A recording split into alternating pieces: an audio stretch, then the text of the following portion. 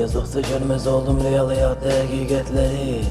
Bilmirəm həqiqət nədir, həyatı yaşamağım xatırladır alpinistləri. Hər qız sonda batıracaq birindən şiprizləri. Gidizlər gizlədən əskər, matrosda izləri bizi izləyirsən gərdə düşmən. Silahlı dinləyir, mən qalmışamsa həmin yerdə.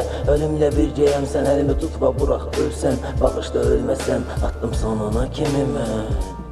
Aldın məni donuma kimisən. Ümlədirsən, yaxşı bilirsən. Sadəcə sən uşaqlıq edirsən. Atıb səni sonuna kimi mən. Aldın məni donuma kimisən. Ümlədirsən, yaxşı bilirsən. Gündüzü uşaqlıq edirsən.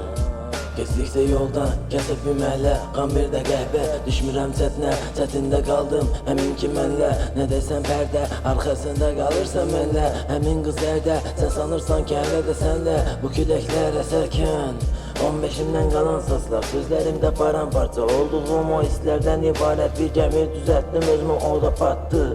Çünki gedib məni satdın.